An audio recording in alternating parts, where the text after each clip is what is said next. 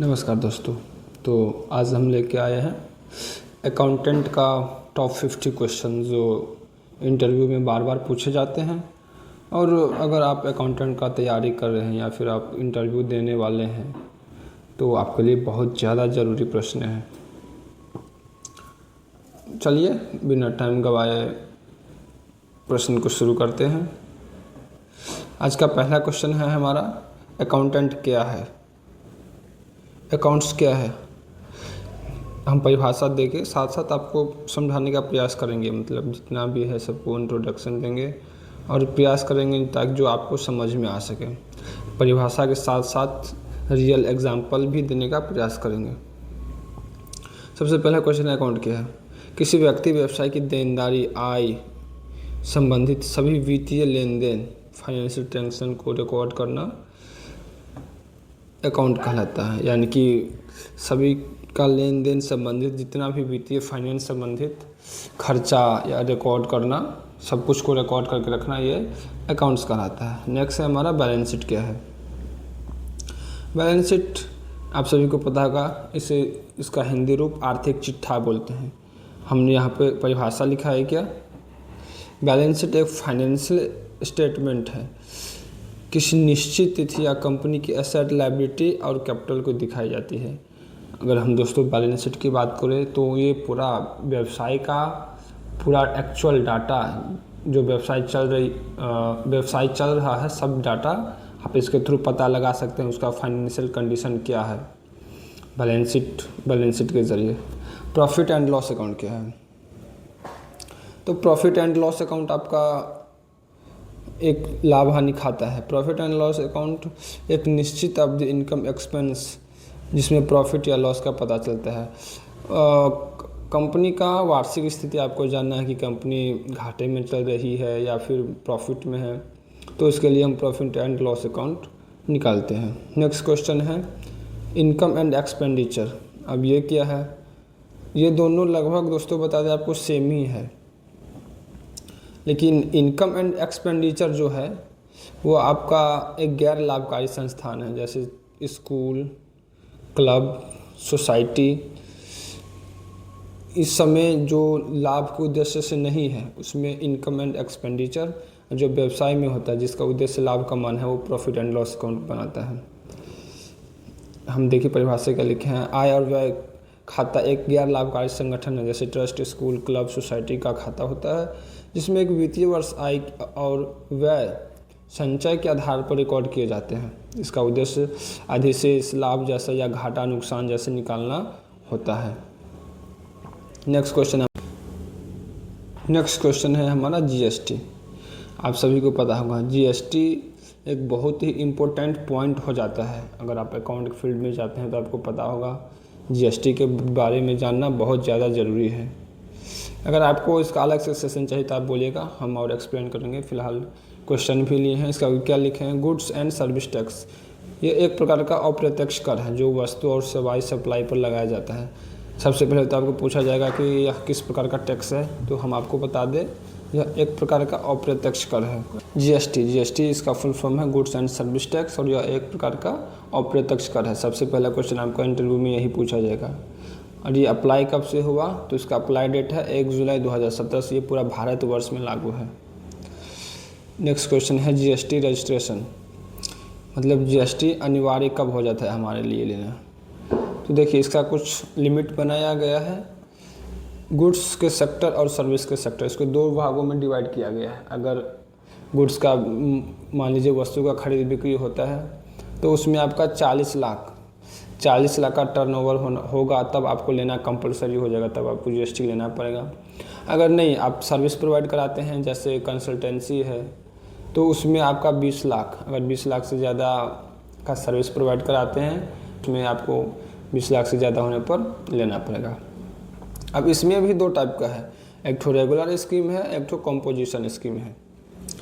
अब regular scheme क्या है, कंपोजिशन क्या है। रेगुलर स्कीम है, इसको आप मंथली में फाइल करना पड़ेगा, मंथली या क्वार्टरली। रेगुलर स्कीम को आप दो बेसिस पे ले सकते हैं, या तो मंथली ले सकते हैं या आप क्वार्टरली ले सकते हैं। ये भी दो टाइप का होता है। अगर आप मंथली लेंगे तो भी आपका वही GSTR1, 2B और 3B 3 ठो फाइल करना कंपलसरी है।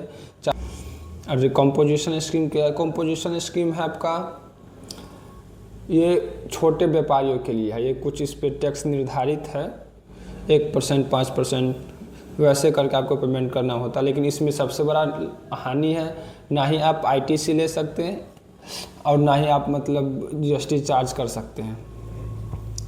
इसमें एक अलग स्कीम करके रखा गया है।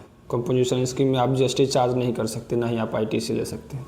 देखिए नेक्स्ट क्वेश्चन में हमने एक्सप्लेन किया है कंपोजिशन स्कीम क्या है। यह एक छोटे व्यापारी का एक सरल GST योजना है जिसमें कम टैक्स दर पर टैक्स देकर आसान रिटर्न फाइल किए जाते हैं, लेकिन ITC का लाभ नहीं मिलता। इसमें कुछ निर्धारित रेट है, 1%, 5% और 6%। आप देख लीजिएगा मैन्युफैक्चर के साइड में 1% होता है, सर्विस के 5, ऐसे कुछ करके रेट है। तो आप देख लीजिएगा आप किसके अंदर में जाते हैं। नेक्स्ट है GSTR1। दोस्तों वीडियो थोड़ा लंबा हो सकता है क्योंकि हम सब कुछ इसमें कवर करने वाले हैं। एक अकाउंटेंट जितना भी टॉपिक पूछा जाता है इंटरव्यू से, सब कुछ इसमें कवर होने वाला है, इसलिए वीडियो को लास्ट तक ज़रूर देखिएगा। GSTR1, अब GSTR1 क्या है? हम पहले भी आपको बोले थे, जो आप रेगुलर स्कीम में जाते हैं तो आपको 3 ठो फाइल करना पड़ेगा, GSTR1, 2B और 3B। यहाँ पे है GSTR1। अब GSTR1 क्या है? GSTR1 रिटर्न है जिसमें किसी महीने या तिमाही महीना आउटवर्ड सप्लाई सेल्स की जानकारी दी जाती है। यानी कि मान लीजिए हमने जून का सेल किया तो हमें जुलाई में रिपोर्ट करना होगा गवर्नमेंट को कि हमने इतना का सेल किया। अब इसका कुछ ड्यू डेट भी होगा ऑब्वियसली। इसका नेक्स्ट मंथ का 11 तारीख, जून का सेल आपको जुलाई में 11 तारीख से पहले दिखाना होगा यदि आप क्वार्टरली फाइल में है। मंथली में 11 तारीख, यदि आप क्वार्टरली है तो 13 तारीख, यानी कि 2 दिन का हमें छूट मिल जाता है।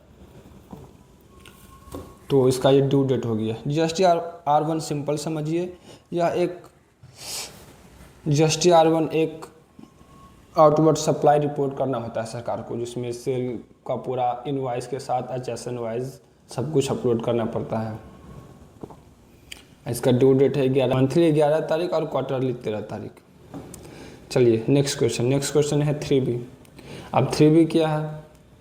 तो 3B हम एक टैक्स समराइज है। देखिए हमने क्या परिभाषा लिखा है, GSTR3B रिटर्न जिसमें सेल्स, परचेज, ITC और टैक्स लायबिलिटी की जानकारी देता है। इसमें टैक्स जमा किया जाता है। अब 3B क्या है? इसमें टैक्स या तो रिसीवेबल है या पेबल है, वो हमें पता चलता है। तो आई थिंक आप समझ गए होंगे, इसमें टैक्स या तो पेबल या रिसीवेबल कैलकुलेशन करके आता है।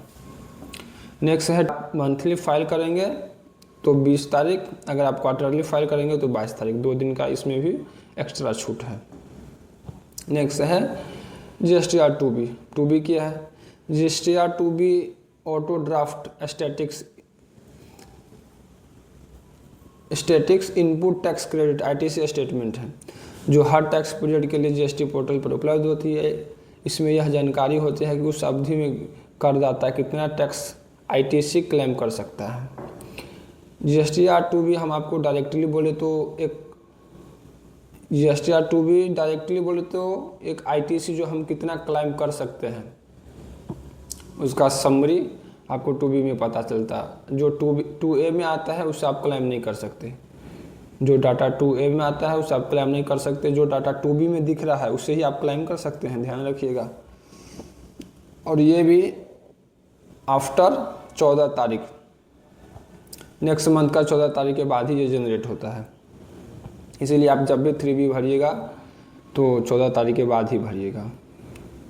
नेक्स्ट है ई-वे बिल। ई-वे बिल क्या है? तो आप सभी को पता होगा, ई-वे बिल सामान्यतः 50,000 या अधिक मूल्य के माल परिवहन पर ई-वे बिल बनता है। कुछ मामलों में नियम अलग हो सकते हैं। अगर मान लीजिए आपका कुछ अलग स्टेट है तो कुछ अलग अलग 1 लाख हो सकता है, तो आप जिसमें है उसमें आप देख लीजिएगा। चलिए नेक्स्ट क्वेश्चन है ई इनवॉइस। अब ई इनवॉइस क्या है? देखिए हमने इंट्रोडक्शन भी दिया है, साथ साथ हम आपको समझाने का भी प्रयास कर रहे हैं। ई इनवॉइस वह इनवॉइस है जिसमें GST, IRN, invoice reference number और क्यूआर कोड के साथ सत्यापित किया जाता है। यह निर्धारित टर्नओवर व्यवसायों पर लागू होता है। यदि आपका ईयरली टर्नओवर 5 करोड़ है, आफ्टर 5 करोड़, तब आपको ये देना मैंडेटरी हो जाता है। अगर आपका 5 करोड़ नहीं है तो आप नॉर्मल इनवॉइस भी दे सकते हैं। आफ्टर 5 करोड़ के बाद आपको ई इनवॉइस जनरेट करना पड़ेगा। नेक्स्ट क्वेश्चन है आरसीएम। आरसीएम क्या है? तो आरसीएम का फुल फॉर्म है रिवर्स चार्ज मैकेनिज्म। यहाँ पे तो लिखा नहीं है लेकिन हम बोल देते हैं आपको, रिवर्स चार्ज मैकेनिज्म इसका फुल फॉर्म है। और ये होता क्या है, जब हम किसी से वस्तु लेते हैं तो सेलर हमसे पैसा लेके गवर्नमेंट को पे करता है, लेकिन इसमें ऐसा नहीं है। अगर आप आरसीएम के थ्रू वस्तु लेंगे या कुछ सर्विस लेंगे तो सेलर नहीं, इसमें परचेजर पेमेंट करता है। जो खरीदने वाला है वो खुद डायरेक्ट सरकार को पेमेंट करेगा। बस यही डिफरेंट है आरसीएम में और नॉर्मल में। नेक्स्ट क्वेश्चन है डेबिट नोट और क्रेडिट नोट। अब डेबिट नोट क्या है? डेबिट नोट ई इनवॉइस बढ़ाने या अतिरिक्त राशि वसूलने के लिए जारी किया जाता है। या दूसरा यूज, हम जब वस्तु खरीदते हैं तो ज़रूरी नहीं कि सब वस्तु बढ़िया ही होगा, कुछ ख़राब भी निकल सकता है। तो इस सेशन में हम ऐसे सिचुएशन में हम डेबिट नोट जारी करते हैं और ये हमेशा परचेजर द्वारा ही जारी होता है। ये बात ध्यान रखिएगा, ये अधिकांश पूछा जाता है। डेबिट नोट हमेशा परचेजर द्वारा ही जारी होता है। क्रेडिट नोट क्या है? व्हेन इनवॉइस वैल्यू कम करना या माल वापस आने या डिस्काउंट देने पर किया जाता है। ये सेलर द्वारा हमेशा जारी किया जाता है, ये बात ध्यान रखिएगा। और इसमें होता क्या है, जब हम वस्तु बेचते हैं और वो रिटर्न आ जाता है तब सेलर जो होता है वो क्रेडिट नोट जारी करता है। आई होप आप समझ गए होंगे डेबिट नोट और क्रेडिट नोट। ये व्यवसाय में बहुत ज़्यादा ज़रूरी है, इसको अच्छे से देख लीजिए। डेबिट नोट परचेजर द्वारा जारी होता है जब हम वस्तु को रिटर्न करते हैं। क्रेडिट नोट सेलर द्वारा जारी होता है जब हमारा बिका हुआ माल वापस आ जाता है। टीडीएस क्या है? तो इसका फुल फॉर्म है टैक्स डिडक्टेड एट सोर्स। चलिए हम थोड़ा फास्ट में करेंगे, क्वेश्चन बहुत सारा है। टैक्स डिडक्टेड एट सोर्स कर है जो भुगतान करते समय निर्धारित दर से काटकर सरकार को वापस किया जाता है। टीडीएस का कुछ थ्रेशोल्ड लिमिट होता है, उसके अंदर में आप आते हैं तो आपका टीडीएस कटेगा। इसमें भी बहुत सारे फाइल होते हैं। फिलहाल दो का हम बात करेंगे। दो फॉर्म मुख्यतः फॉर्म होता है 24Q और 26Q। अगर सैलरी पर्सन के लिए काटना हो तो 24Q फाइल रिटर्न किया जाता है, और नॉन सैलरी के लिए ये 26Q फॉर्म। अगर आप, ये थोड़ा एडवांस लेवल का हो जाता है, जब जाइएगा तो आपको पता चल जाएगा कि 24Q कब लगेगा और 26Q लगेगा।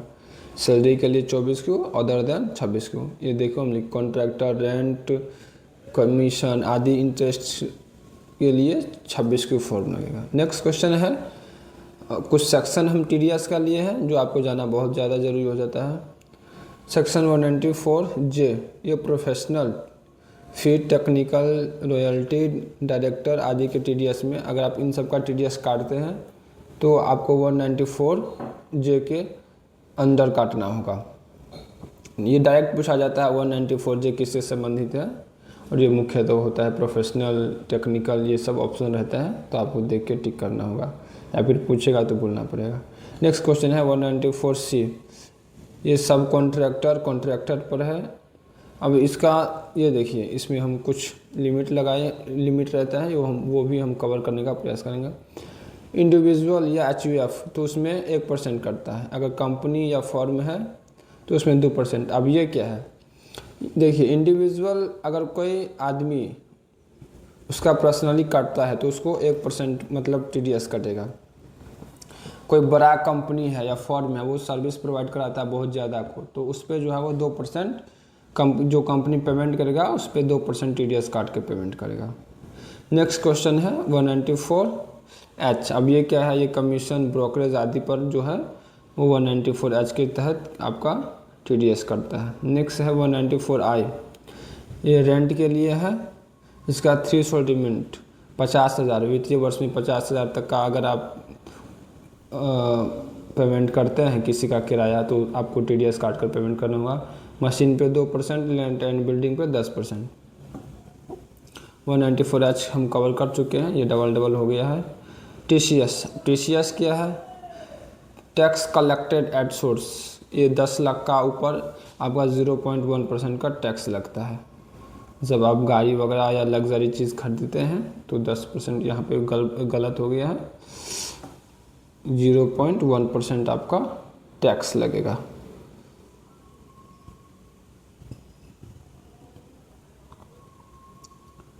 अब TDS का भी ड्यू डेट होगा। सामान्यतः किसी महीना में काटा गया TDS अगले महीने के 7 तारीख सरकार के पास जमा करना होता है। मार्च महीने में TDS 30 अप्रैल तक जमा किया जाता है। अगर आप किसी का TDS काटते हैं तो नेक्स्ट महीना का 7 तारीख को आपको सरकार को पेमेंट कर देना होगा, मतलब TDS जमा करना पड़ेगा। लेकिन अप्रैल में कुछ छूट रहता है, मार्च महीने का कुछ छूट रहता है, वो 30 अप्रैल तक का आपको टाइम मिल जाता है। टैली आप सभी को पता होगा दोस्तों, टैली जो है बहुत बड़ा चीज़ है अकाउंटेंट फील्ड में, और ये बहुत बड़ा सॉफ्टवेयर है आज के डेट में। अगर आप जॉब के लिए जा रहे हैं तो टैली को समझना और टैली आना चाहिए। विदाउट टैली आप कुछ नहीं कर सकते, क्योंकि आप जहाँ सेक्टर में जाइएगा तो टैली को वो कंपलसरी पूछेगा ही पूछेगा। अगर आप चाहते हैं कि हम टैली का भी कोर्स लाएँ तो कमेंट करिएगा, ज़रूर हम लाएंगे, उस पर भी टैली का भी कोर्स लेकर आएंगे। अब चलिए, टैली क्या है? टैली एक अकाउंटिंग ERP सॉफ्टवेयर है जिसका उपयोग accounting, GST, TDS, inventory, payroll, banking, financial report और बहुत कुछ तैयार करने के लिए किया जाता है। तो टैली बता दें, एक फाइनेंशियल ERP सॉफ्टवेयर है। इसका सेल, परचेज, कॉन्ट्रा, वाउचर आदि सब होते हैं, वो सब कुछ आपको इसमें मिल जाएगा। एक बिजनेस चलाने के लिए टैली आना बहुत ज़्यादा ज़रूरी है। अगर इसका फुल वीडियो चाहिए तो कमेंट बॉक्स में लिखिएगा, इसका फुल वीडियो हम लेकर आएंगे। अब इसमें क्वेश्चन है कंपनी कैसे क्रिएट करेंगे। तो सबसे पहले आप ओपन करिएगा टैली तो कुछ इंटरफेस आएगा। सबसे पहले रहेगा क्रिएट कंपनी का ऑप्शन मिलेगा आपको। कंपनी का name, address, state, pin code सब भर देना है। फाइनेंशियल ईयर पूछेगा, यानी कि जिस वर्ष कंपनी चल रहा है। बुक बिगनिंग डेट, ये भी जब से कंपनी स्टार्ट हुआ है उसका। GST है तो GST भर दीजिएगा, और कंट्रोल A से या फिर नॉर्मली भी आप सेव करके निकल सकते हैं। नेक्स्ट है जर्नल वाउचर की है। आप टैली खोलिएगा तो आपको F7 से की बहुत सारा की मिलेगा। सेल, परचेज, जर्नल वाउचर का उपयोग मुख्यतः देखिए हम क्या लिखें। जर्नल वाउचर का उपयोग ऐसे एंट्री के लिए किया जाता है जिसमें कैश या बैंक शामिल नहीं होता है। जैसे अगर मान लीजिए आपका डिप्रिसिएशन काटना है, तब आप जर्नल का प्रयोग करेंगे। Outstanding expense, prepaid expense, provisional entry, adjustment, ये सभी के लिए और भी बहुत सारा होता है, तो उसमें आपको जर्नल वाउचर का प्रयोग करना पड़ेगा, ये आपको आना चाहिए। नेक्स्ट है कॉन्ट्रा वाउचर। अब कॉन्ट्रा वाउचर क्या होता है? कॉन्ट्रा वाउचर का उपयोग कैश और बैंक के बीच लेन देन दर्ज करने के लिए किया जाता है। जैसे कैश डिपॉजिट करते हैं बैंक में, या कैश विड्रॉ करते हैं, या बैंक टू बैंक ट्रांसफ़र करते हैं, तब आपको कॉन्ट्रा वाउचर का प्रयोग में लाना पड़ेगा, मतलब आएगा ही। अगर आप कमेंट में करते हैं टैली कोर्स के लिए, तब वहाँ पे हम दिखा के भी अच्छे से समझा सकते हैं। यहाँ भी फ़िलहाल क्वेश्चन के तौर पर हम लिए हैं। अब परचेज वाउचर क्या है? आपको F8 से सेल वाउचर मिल जाएगा, F9 से परचेज मिल जाएगा, F7 से जर्नल मिल जाएगा। मैन्युफैक्चरिंग करना चाहते हैं तो उसका अलग से आपको मिल जाएगा। ये सब फीचर रहता है उसमें। नेक्स्ट है सस्पेंस अकाउंट। अब टैली में आपको एक मिलेगा सस्पेंस। अब सस्पेंस क्या होता है? जब टैली लेन देन का सही लेजर हेड तुरंत पता नहीं होता है, उसे अस्थायी रूप से सस्पेंस अकाउंट में दर्ज किया जाता है। बाद में सही लेजर मिलने पर एडजस्ट कर दिया जाता है। अगर मान लीजिए कोई खर्चा हमने किया, तो वो खर्चा को मुझे पता नहीं है कि वो खर्चा किस टाइप का है। मतलब अब कभी कभी हो जाता है जब एंट्री मारते हैं तो स्पष्ट नहीं रहता है, जो राम को गया या श्याम को पेमेंट गया या किसी और को गया है, या किस चीज़ का पेमेंट है ये, तो उस टाइम हमें पता नहीं रहता, तो उस टाइम हम सस्पेंस अकाउंट में डाल देते हैं। जब पता चलता है तब उसको राम को या श्याम को, जिसको पेमेंट गया रहता है, उसको हम पेमेंट करते हैं, उसके लेज़र में दिखाते हैं। तो ये हमारा सस्पेंस अकाउंट हो गया। नेक्स्ट है फिक्स एसेट। अब आप एक अकाउंटेंट है तो सबसे ज़्यादा ज़रूरी होता है कि एंट्री पास करना। ये सब तो बताना नहीं चाहिए, लेकिन फिर भी हम क्वेश्चन लेके आए हैं। फिक्स असेट का एंट्री कैसे पास होगा? Fix account DR, input GST account DR, input SGST account DR to supply cash या बैंक, जिस तरह से आपका पेमेंट होता है या क्रेडिट पर होता है तो सप्लायर पेमेंट करते थे बैंक, या कैश करते हैं तो कैश। इसका ये एंट्री हो गया। डिप्रिसिएशन का entry, depreciation account DR to fix account, इस आप सभी को पता होगा। ये सब तो बेसिक सा चीज़ है। नेक्स्ट क्वेश्चन है मैन्युफैक्चरिंग वाउचर। अब मैन्युफैक्चरिंग का उपयोग कब किया जाता है? देखिए इसका हम एग्जांपल क्या परिभाषा क्या लिखे हैं। मैन्युफैक्चरिंग वाउचर का उपयोग रॉ मटेरियल को फिनिश गुड में बदलने की एक एंट्री करने के लिए किया जाता है। रॉ मटेरियल स्टॉक कम और फिनिश गुड बढ़ जाता है। अगर किसी का मैन्युफैक्चर है, मान लीजिए एक CPU मॉनिटर सब मिलकर एक कंप्यूटर तैयार होता है, तो वहाँ पे मैन्युफैक्चर वाउचर का प्रयोग पड़ेगा। उसमें से जो रॉ मटेरियल होगा वो कम हो जाएगा और फिनिश गुड जो है वो बढ़ जाएगा, तब हम मैन्युफैक्चर वाउचर का यूज़ करेंगे। और अधिकांश जब किसी फैक्ट्री मैन्युफैक्चरिंग हो रहा है, कोई प्रोडक्ट बन रहा है, तब आपको ये करना या आना चाहिए, बहुत ज़रूरी है। नेक्स्ट है जीएसटी रिपोर्ट कहाँ से देखें? अगर आप टैली में जाते हैं तो टैली में आपको मिल जाएगा, गेटवे ऑफ टैली में जाइएगा, डिस्प्ले मोड रिपोर्ट्स में जाइएगा, स्टैट्यूटरी रिपोर्ट्स में जाइएगा, वहाँ पे आपको जीएसटी मिल जाएगा। वहाँ पे जीएसटी R1, 3B ये सब उपलब्ध होता है, वहाँ से आप आराम से देख सकते हैं। एक्सेल के बिना तो अकाउंटेंट कुछ है ही नहीं। अगर मान लीजिए आप बनना चाहते हैं तो Excel is a base of accountant. Excel और टैली ये दो चीज़ कंपलसरी है, आपको आना ही चाहिए। एक्सेल देखिए, एक्सेल एक स्प्रेडशीट सॉफ्टवेयर है जिसका उपयोग डेटा को व्यवस्थित, ऑर्गेनाइज, गणना, कैलकुलेट, विश्लेषण आदि रिपोर्ट बनाने के लिए किया जाता है। इसमें formula, function, chart, pivot table, data validation, बहुत सारे फंक्शन रहते हैं जिसका उपयोग करके आप सुविधाजनक डाटा को समरी करके बना सकते हैं। इसमें कुछ शॉर्टकट तरीका होता है, जैसे देखिए ये सब कंट्रोल सी से कॉपी, V से पेस्ट, कंट्रोल X से कट, Z से undo, redo, save, find, replace, auto सम, control plus shift plus L से फिल्टर, ये सब बेसिक है, ये सब आपको आना ही चाहिए। नेक्स्ट है जर्नल क्या है? जर्नल वह बुक है जिसमें फाइनेंशियल ट्रांजैक्शन सबसे पहले डेट के अनुसार दर्ज किए जाते हैं। अगर कोई भी ट्रांजैक्शन हुआ तो सबसे पहले आपको जर्नल में पास करना होगा। नेक्स्ट है आउटस्टैंडिंग एक्सपेंस। ऐसा खर्च जो हो चुका है लेकिन उनका भुगतान नहीं हुआ है, आउटस्टैंडिंग एक्सपेंस कहलाता है। ये क्वेश्चन नहीं आता, डायरेक्ट क्वेश्चन पूछा जाता है आउटस्टैंडिंग एक्सपेंस हमारे लिए क्या है, लायबिलिटी है या सेट है? तो आपको डायरेक्ट बोलना है लायबिलिटी है, क्योंकि ये बकाया खर्चा है। खर्चा तो हो गया लेकिन हम उसको दिए नहीं हैं, तो ये हमारे लिए लायबिलिटी हुआ। नेक्स्ट है प्रीपेड एक्सपेंस। ये भी पूछा जाता है कि प्रीपेड एक्सपेंस हमारे लिए करंट एसेट है या फिर लायबिलिटी है, तो आप डायरेक्ट बोलिएगा करंट एसेट है। ऐसे खर्चा जिनका भुगतान पहले ही कर दिया हो लेकिन उनका लाभ भविष्य में मिलेगा, प्रीपेड एक्सपेंस कहलाता है। आई होप आप दोनों समझ गए होंगे। नेक्स्ट क्वेश्चन है हमारा रेंट पर टीडीएस कैसे कटेगा। अब रेंट पर टीडीएस कैसे कटेगा? इनकम टैक्स के अनुसार आपको टीडीएस काटना पड़ेगा, तो rent account DR to TDS payable to cash या बैंक अकाउंट, ये एंट्री आपको ऐसे पास करना पड़ेगा। नेक्स्ट है जीएसटी एडजस्टमेंट। जीएसटी एडजस्टमेंट आपको आना चाहिए। चलिए हम एक्सप्लेन करने का प्रयास करेंगे ताकि आपको समझ में आ सके।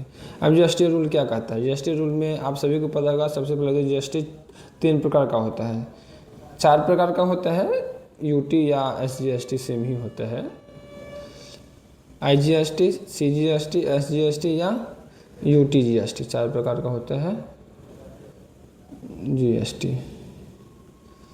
अब रूल उनका क्या कहता है? अब रूल कहता है अगर आप आईजीएसटी, सबसे पहले आप आईजीएसटी को ही पेमेंट करेंगे।